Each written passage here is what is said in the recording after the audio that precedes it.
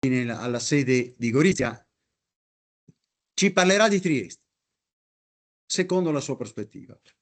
Ecco, allora ho sentito delle relazioni veramente interessanti, veramente feconde. Il mio è un taglio, diciamo così, diverso, ulteriormente diverso. Fammi rispettare i tempi. Siamo nei guai, 7 minuti a testa, io non parlerò neanche. 7 minuti, ok, ci provo. Allora, io vi parlerò del caso Trieste confessando il peccato originale. Io sono triestina. Quindi qual è il problema? No, non crediate che indulgerò nel campanilismo, in uno sguardo affettivo emozionale nei confronti della mia città, anzi piuttosto indulgerò nella critica o nell'ipercriticismo nei confronti della mia città. Perché? Perché c'è un legame fisiologico, diciamo così, fortissimo con questa città.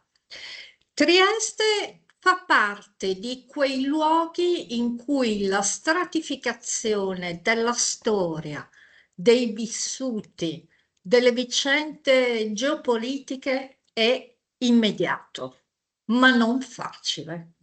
Perché immediato? Perché voi avete una delle più belle piazze d'Europa, e questo me lo riconoscerete, non è campanilismo, ok? Che si affaccia sul mare con una solarità mediterranea fortissima, contornata da palazzi di stile austro-ungarico. Quindi già questa è la prima contraddizione.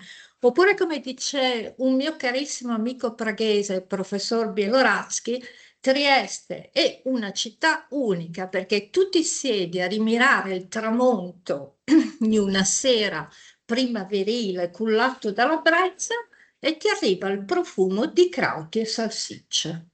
Voi capite che già in queste, diciamo così, immagini, in queste figurazioni, vi è qualcosa di intrinsecamente contraddittorio, un dilemma costante di questa città. Non fraintendetemi, essere triestini significa essere italiani diversi, non perché l'italianità non sia una componente importante dell'identità triestina, ma perché l'identità in triestina è incrocio, mescolanza, meticciato, melange, sovrapposizione, fusione di memoria e conflitto di memoria. A me piace molto ricordare questa frase di Bettiza. Lui scriveva: è avvincente catturare la personalità di certi triestini più anziani, diceva lui, io toglierei, ilare, scettica, leggera in superficie, con ostentazione di igienismo amorale e religioso, che nasconde però un'intensa vibratibilità e anche, diciamo, uno slancio retorico verso la vitalità e la felicità. Oppure è avvincente vedere, catturare la psicologia ansiosa, imperativa e nervosissima delle donne triestine. Quindi proprio anche questa è un mia culpa. Cos'è la triestinità? La triestinità è un concetto che esula dal concetto di identità propriamente detto. È un qualcosa che si situa al di là ed oltre, che si è creata per l'appunto col sedimentarsi della storia, ma che io definirei in prima battuta come un fortissimo senso di appartenenza alla città. E soprattutto questo, indipendentemente dalle origini, indipendentemente dalla patria originaria, indipendentemente dalla religione. Quindi la triestinità è come una patria di tante patrie e questo sarà nel corso della storia anche un suo punto di debolezza, perché in partenza è un punto di forza, cioè Trieste, con l'editto del 1719 che diventa l'emporio, il porto dell'Austria-Ungheria, giusto per non indulgere queste narrazioni mitopoetiche, Trieste diventa una città moderna e non è da poco. Perché? Perché diventa una città mercantile in cui prevale la razionalità economica sulla nazionalità e poi chiaramente l'impero austro-ungarico ha degli strumenti legislativi che non sono dettati, come qualcuno vorrebbe, dall'idea di un multiculturalismo in embrione, ma che sono semplicemente dettati da principi di efficienza economica, che permettono alle varie comunità che vengono ad installarsi a Trieste di godere di determinate garanzie, fra cui la professione del proprio credo religioso. E non è da poco, perché significa che qui l'integrazione di queste comunità nel tessuto cittadino avviene senza traumi, anzi viene facilitata dalle istituzioni, permettendo quindi come posso dire, il fatto che l'alterità, l'altro, il diverso da noi, non è qualcuno che vive altrove, ma è qualcuno che vive alla porta accanto, con cui interagisco, con cui parlo, con cui mi confronto, al punto che non diventa più l'altro, ma diventa il mio concittadino, diventa un triestino in pratica. Non solo, ma accanto a questo integrarsi di diverse comunità, c'è un altro dato che va riconosciuto, che è estremamente importante: la burocrazia austro-ungarica. Perché cito questo?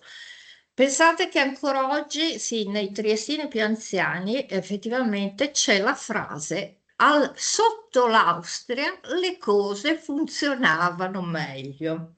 E voglio dire, nel passato, Trieste ritorna all'Italia nel 1918, però questo detto è ancora rimasto.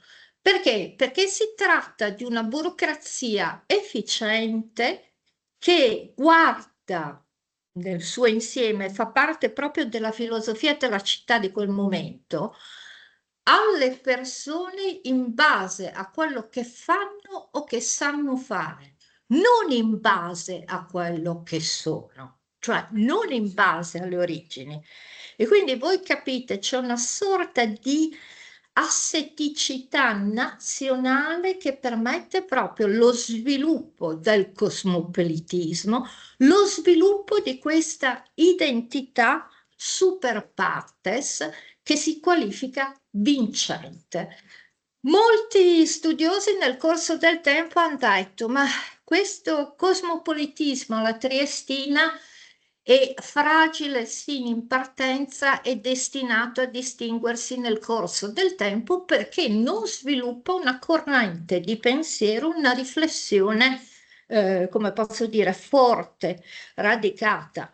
Secondo me non è così, è proprio la sua fortuna forse il non aver sviluppato una riflessione intellettuale alla base, ma il fatto di essersi creato spontaneamente, naturalmente, mediante l'abitudine all'altro, mediante la convivenza, non semplice coesistenza, che questo cosmopolitismo è stato così forte e che permane come un retaggio del passato ancora oggi molto forte, anche se poi soccomberà chiaramente ai richiami, come posso dire, estremamente forti, estremamente pervasivi del nazionalismo o del mononazionalismo, purtroppo.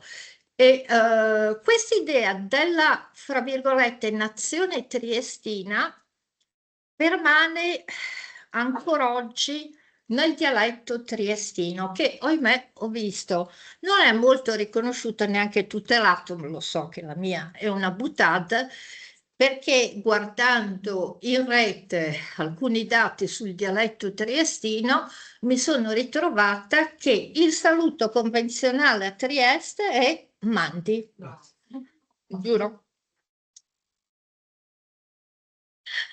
Allora, per chi non lo conoscesse, il dialetto triestino, nel dialetto triestino si usano termini, purtroppo io ormai appartengo a quella generazione che ha perso molto.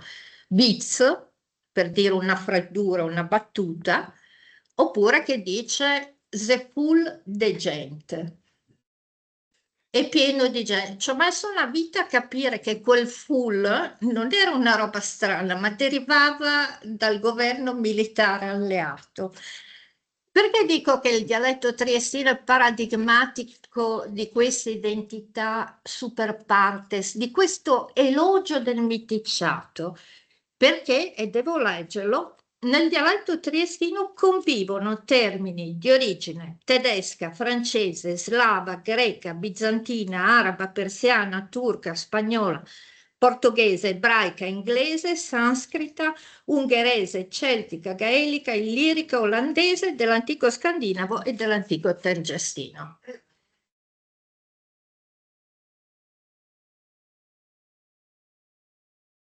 Perché passionalmente poi in quegli anni la città è italiana, ma è un irredentismo alla triestina, perché c'è un forte senso di municipalismo anche lì. Poi inizia come l'irredentismo, poi diventa, non dimentichiamo che Mussolini da dove promulgherà le leggi razziali ed è ancora una contraddizione triestina, no?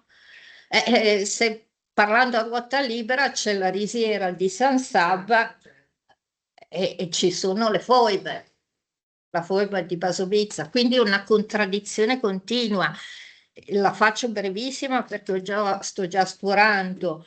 Dopo l'idea di questa nazione triestina che si concretizza nella dimensione del porto imperiale, col ritorno di Trieste all'Italia nel 1918 prende poi corpo anche un'ideologia della delusione.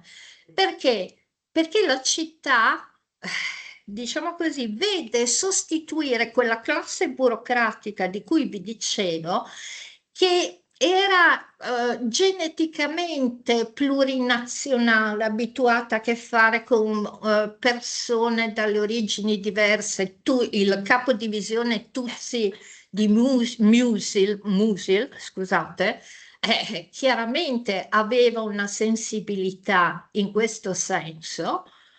Ricordo, ho dimenticato di dirlo, che il tedesco era all'epoca la lingua della burocrazia, mentre il triestino e talvolta l'italiano era la lingua degli affari. E anche questo è molto interessante. Allora, la sostituzione di questi funzionari asburgici con dei giovani funzionari dello Stato unitario, magari piemontesi o palermitani, che non capiscono nulla dell'identità triestina, crea, mi state guardando? No, no. Devo... No, nel senso che devo chiudere. Allora, chiudo qua semplicemente dicendo la sostituzione crea un senso di estraniamento che prende corpo progressivamente nel tempo, sia nei confronti della madrepatria e ormai quel distacco totale con l'Interland che non esiste più. Non dimentichiamo che Trieste è una città senza territorio, sebbene abbia un Interland simbolico che comprende Balcani, Levante, Oriente, Mediterraneo, Adriatico, Est Europa, eccetera. Chiudo con questa notazione. Oggi quest'anima, questa identità plurale, molteplice di Trieste si concretizza in iconografie del quotidiano come il gruppo di migranti afghani che siedono sul piedistallo della statua di Sissi, che è una magnifica, che è una magnifica contraddizione. Io sono una sociologa dei processi culturali, per me è proprio... E mi dimostra che in realtà l'altro non vive mai in un altrove, ma vive sempre accanto a me. Il punto è, riuscirà la triestinità, l'identità triestina, superare quell'alone di mitologia, di ripiegamento autoindulgente per rinnovarsi e riscattarsi ancora una volta di fronte a queste nuove problematiche e proporsi ancora una volta come una città diversa? Grazie. Grazie e ovviamente chiedo scusa alla professoressa Pocecco, ma c'è l'avvicendamento. La professoressa Pocecco è stata direttrice qua e sa che quando si dirige, io in questo caso, lei ha diretto il corso di laurea in relazioni pubbliche, io dirigo solo questo seminario, si è costretti a fare delle cose che, come dire, non si vorrebbe, ma i tempi ci costringono a fare questo. Ed ecco allora che andiamo alla chiavetta di Arturo Pellizzon, primo presidente di Istoria e ora vicepresidente, ma perché ha dovuto andarsene perché ha avuto una carica più importante in un sindacato. Sta venendo fuori la tua chiavetta o no? No. Sì. Questa qua. Questa qua. Adesso dovrebbe aprirsi. No, È questa, su presentazione. è qua, Eccoli. è qua, è questa. Boh, metto, guarda, tiro giù. Così. Allora, intanto recupero qualche istante, 7 minuti. Allora, Ecco. intanto... Basta Okay. scrivere, Aspetta, ma andiamo giù. Andiamo giù perché purtroppo non abbiamo tempo. Ecco, parlerò di Fiume. Parlerò di Fiume, ma parlerò in particolare della Costituzione fiumana, la Carta del Carnaro, che è una Costituzione che non è mai stata di fatto attuata, ma se nei 7 minuti che vi ruberò, e anzi mi complimento per la forza di resistenza, ecco, io dico che ancora oggi questa è una carta che, ad esempio, anche sul tema delle nazionalità, ha delle originalità, delle cose da dire, ed è significativo che le dice nel 1920. Tutti noi a scuola abbiamo studiato l'avventura di D'Annunzio Fiume con due caratteristiche, che Fiume cioè che D'Annunzio apre in qualche l'apostolo del fascismo, in qualche maniera, quello che annuncia il fascismo, e che l'avventura di Fiume fu una gretta furiosa e forte affermazione nazionale. È vero, ma sono vere anche tante altre cose. E sono vere soprattutto perché a un certo punto l'avventura di Fiume accoglie tutta una serie di personaggi che portano dietro le loro idee, che invece vanno al di là del nazionalismo e anche, direi, del fascismo.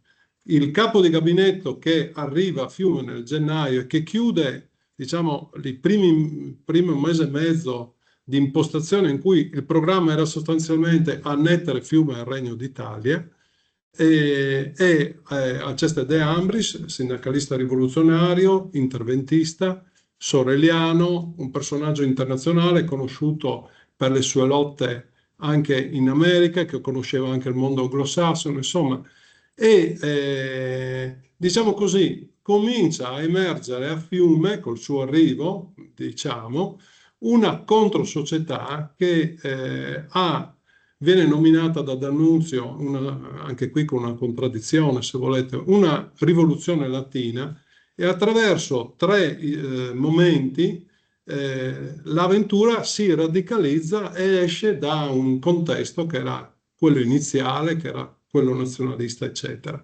La prima operazione che viene inaugurata, la Lega dei Popoli Oppressi di Fiume, che sarebbe secondo me molto piaciuta, mi chiedo scusa, non vorrei dire cose che magari possono essere contraddette, ma era la citazione di De Ambris, la definisce quel trust del capitalismo mondiale che prende il nome di Società delle Nazioni. Cioè c'erano le nazioni che avevano vinto la guerra, che erano imperialiste, coloniali, che in qualche maniera calano la loro visione del mondo, e questa società doveva in qualche maniera, questa controsocietà delle nazioni, combattere. L'altro documento è un nuovo codice militare, non ho tempo, ma la cosa più importante è la Carta del Carnaro,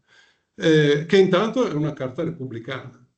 Ora D'Annunzio sceglie la parola reggenza, che doveva in qualche maniera mitigare le contraddizioni nei monarchici.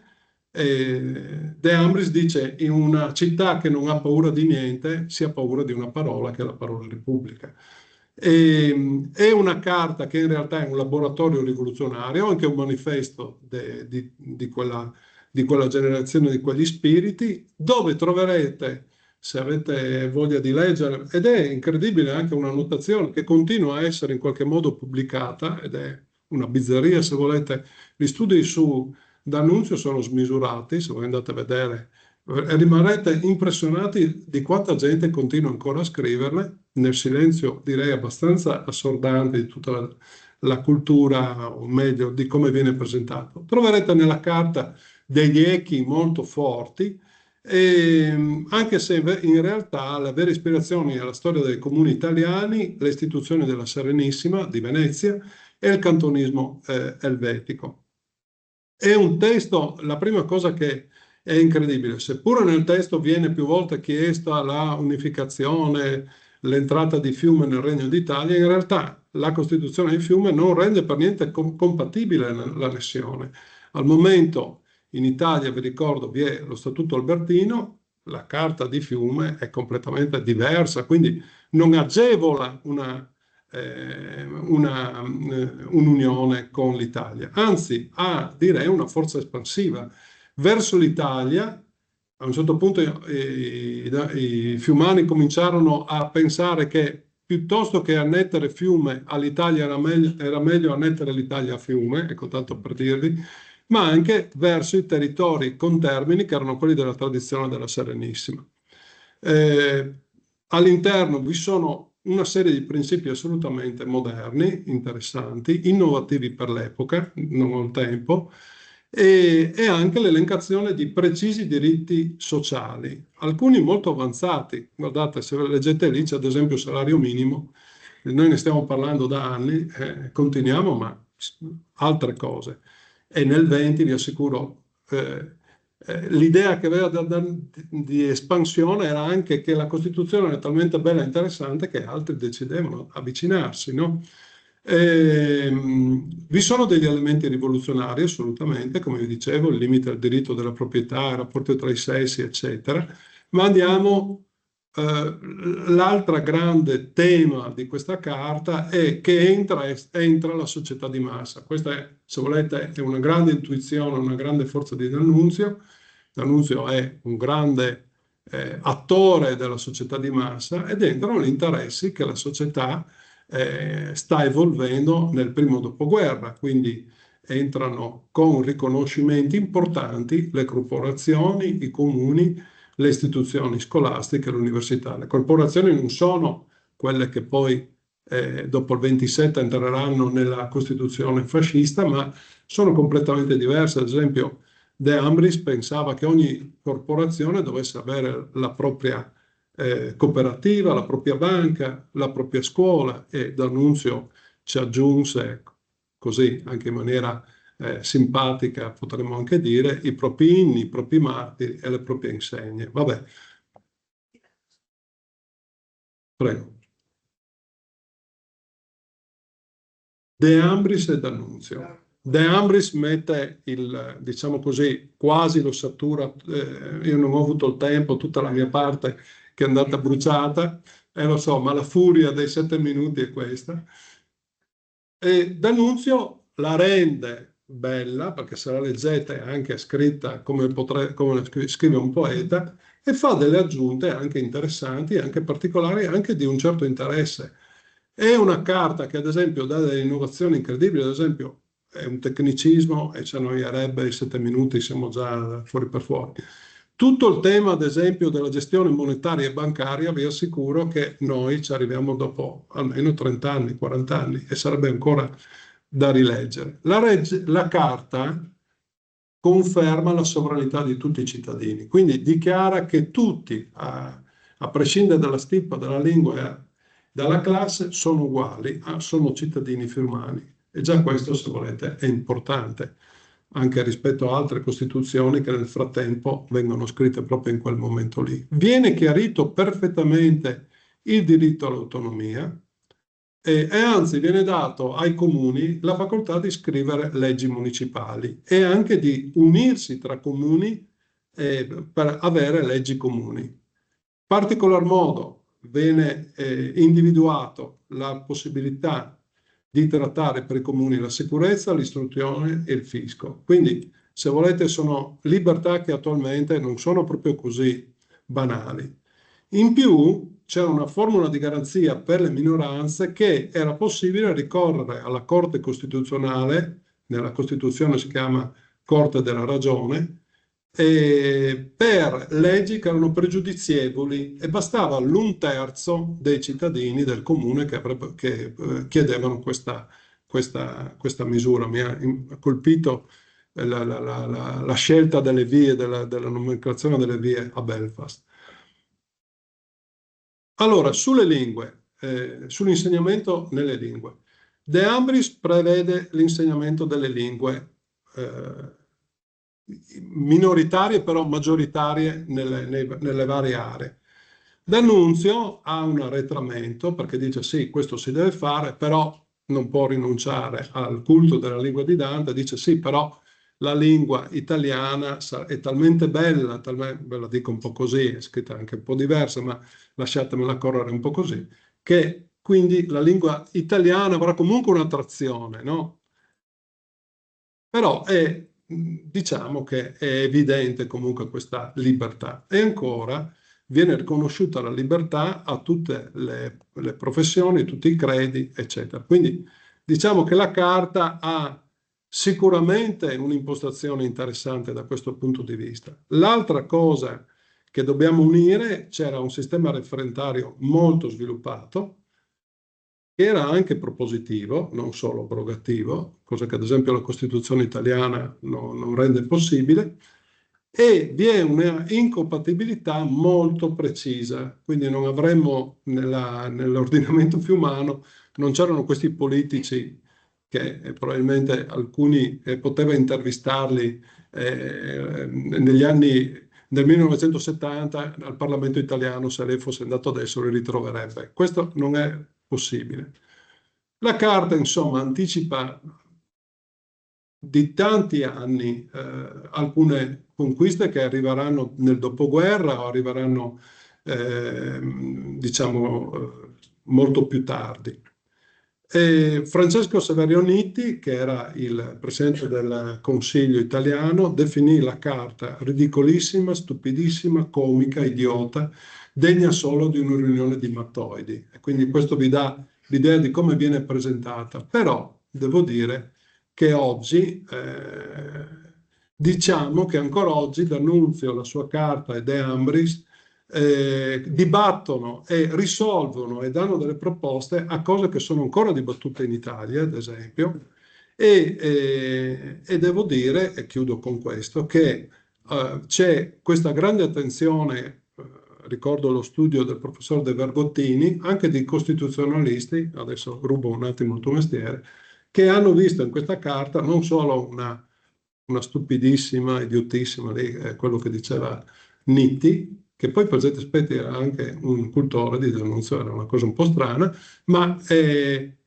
un testo interessante che contiene ancora una sua vitalità e che se lo rileggiamo oggi potrebbe anche darci qualche spunto per ragionare nei problemi italiani e delle minoranze, eccetera, eccetera.